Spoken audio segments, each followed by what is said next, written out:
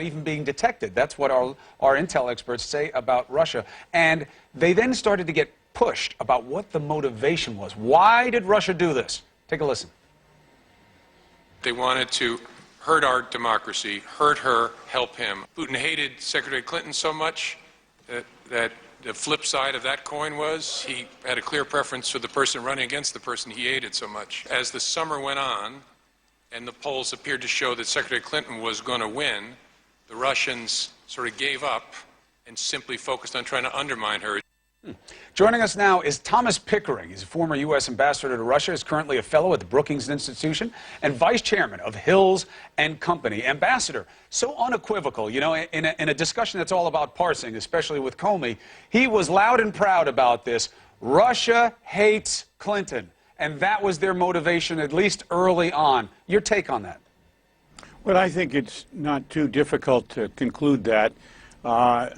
She was seen as someone who supported color revolutions and someone who told Mr. Putin, I think, pretty much the unvarnished truth about the situation. Russia was pursuing its own interests, but Mr. Putin's views about Russia's interests are that they certainly are going to be confected in a way that supports his continued leadership and his continued popularity through the exaltation of Russian nationalism, and whenever it can, and particularly in the Obama administration, where he can step on U.S. feet. Finally, I think, as you remember, Mr. Putin was prime minister for a few years while Mr. Medvedev took over the presidency. I think there was a certain amount, put it this way, of concern on Mr. Putin's part, whether justified or not, that the United States was kind of configuring things that maybe Mr. Medvedev would stay around for a while longer and would be an easier person to deal with. All of those kinds of things are the kinds of things that obviously set off alarm bells in the head of a Russian leader who has come through some difficult times himself at home. You know, there was another moment, Mr. Ambassador, yesterday where Director Comey talked about how Russia was unusually loud, I believe was his word, in terms of their interference, meaning particularly flagrant. So listen to this. They were unusually loud in their intervention. It's almost as if they didn't care that we knew what they were doing or that they wanted us to see what they were doing. It was very noisy. Their number one mission is to undermine the credibility of our entire democracy enterprise, of this nation. And so it might be that they wanted us to help them by telling people what they were doing. Their loudness, in a way, would be counting on us to amplify it by telling the American people what we saw and freaking people out. What do you think about that theory, Ambassador? You know the Russian officials well. Did they want to be particularly loud?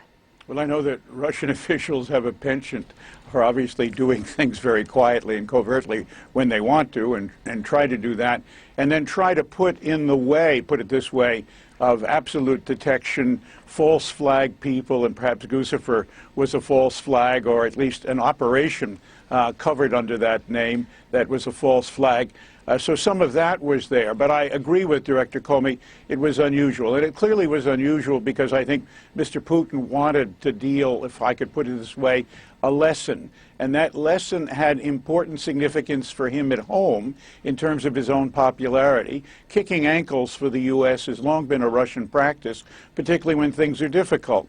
And Mr. Putin followed that as a pretty constant practice. And so while he thought he had legitimate reasons in his own mind to do that, that also played a role. I don't think that the Russians really believe that they can undermine American democracy, but they clearly would like to do everything they can to influence things in America and have it their own way. It's part of their direction for their promotion of their own national interest. And Mr. Putin was a promoter, if I could put it this way, of uncertainty in Russia about the United States, about its goals and objectives, and tried to portray that in a way that helped to promote his own national popularity and his own leadership position. I don't know how they could see it as having been any more successful. Right, they did undermine. I mean, they undermined the process. They have everybody at each other's throats. They have both of the sides of our political discourse right now using it to opposite modes. And as a result, you heard both of the people testifying yesterday suggest, hey, hey, this wasn't the last time. This probably emboldened what will happen in the next cycle, which of course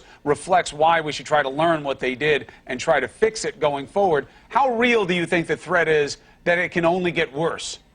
Well, I think, Chris, we have to wait till it unfolds. This is not the first time a foreign government has attempted to influence American elections, beginning in the 19th century. But we saw the Iranians, for example, hold off release of the hostages until President Reagan was inaugurated, obviously trying to send their own message.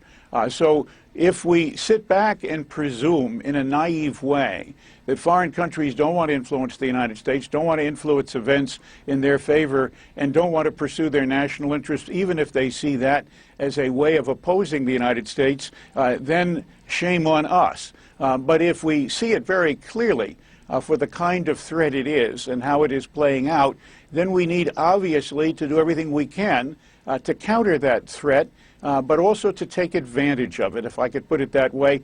And this will be hard to take advantage of. Yeah. But my own view is that this is going to, in one way or another, end up as much of a mistake for President Putin as I think people now see it as a mistake for the U.S. and U.S. democracy and U.S. efforts in the future. All right. Well